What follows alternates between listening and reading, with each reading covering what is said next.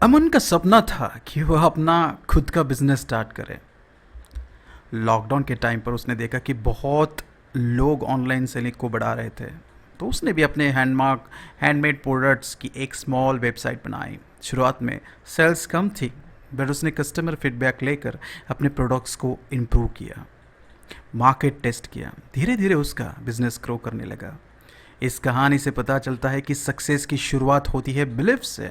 The belief that मैं कर सकता हूँ। Second chapter, build confidence and face fear. विश्वास जगाइए और डर का सामना कीजिए। अमन का सबसे बड़ा फियर था कि पब्लिक स्पीकिंग।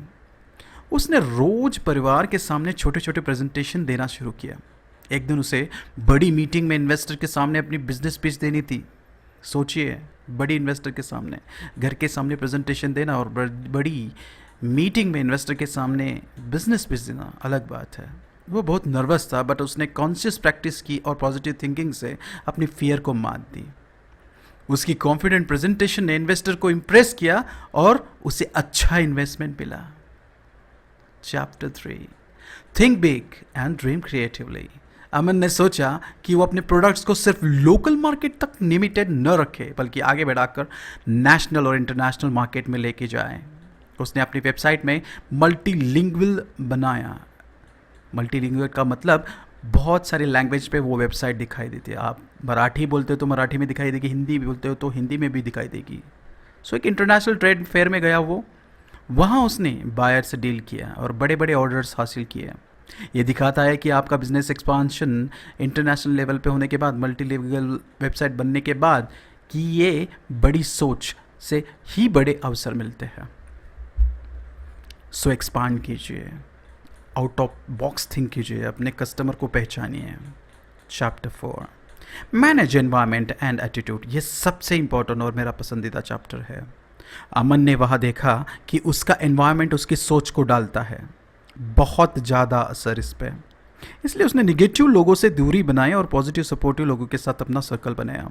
निगेटिव पीपल उनको ये बातें कहेंगे कि कंपनी डूब जाएगी, लोकल मार्केट को ही संभालो, इंटरनेशनल मार्केट पे क्यों जा रहे हो, आपका इतना कॉन्फिडेंस नहीं है। ये निगेटिव बात जो लोग कह रहे थे उनसे दूरी बनाएं और पॉजिटिव सपोर्टिव लोगों के साथ अपना सर्कल बनाया और चीज़ें और कैसे बेहतर की जाए उसके बारे में सोचने लगा। उसने अपने वर्कशॉप को टीटी और इंस्पायरिंग बनाया और रेगुलर योगा और मेडिटेशन से अपनी एनर्जी को भी बूस्ट किया। इससे उसका माइंड फ्रेश और फोकस्ड रहता था। Now one an important and last chapter, take action, learn from setbacks, set goals. देखिए, जब अमन के डिलीवरी सिस्टम में टेक्निकल प्रॉब्लम्स आए तो ऑर्डर डिले हुए और कस्टमर अनहैप्पी हुए। ऑब्वियसली कस्टमर अनहैप्पी होने ही चाहिए। अमन ने इस प्रॉब्लम को स्वीकार किया पॉजिटिवली, डिलीवरी पार्टनर के साथ मीटिंग की और सिस्टम को ठीक किया और कस्टमर को अपॉलॉजी ऑफर दी। उसने क्लियर गोल सेट किए और हर दिन के लिए योजना बनाए ताकि दूसरा फेलियर ना हो। यही है ना, जितनी ज़्यादा गलती होती है उस गलती को सुधारने की कोशिश कीजिए, लेकिन ये याद रखिए सेम गलती दोबारा ना हो, ताकि आप दिन भर दिन ग्रोथ कर सके। परसिस्टेंट एक्शन ने उससे फिर से बिजनेस सक्सेस की राह पर ला दिया।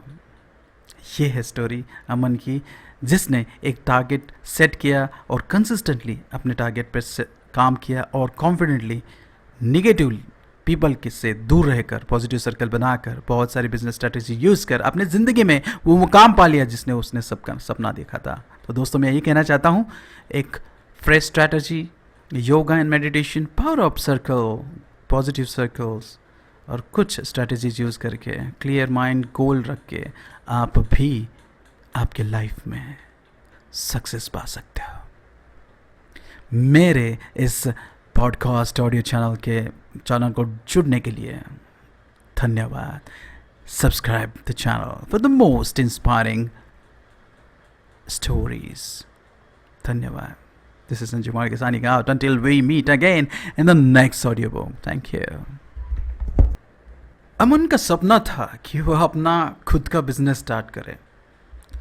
लॉकडाउन के टाइम पर उसने देखा कि बहुत लोग ऑनलाइन सेलिंग को बढ़ा रहे थे, तो उसने भी अपने हैंडमेड प्रोडक्ट्स की एक स्मॉल वेबसाइट बनाई। शुरुआत में सेल्स कम थी, बट उसने कस्टमर फीडबैक लेकर अपने प्रोडक्ट्स को इम्प्रूव किया, मार्केट टेस्ट किया।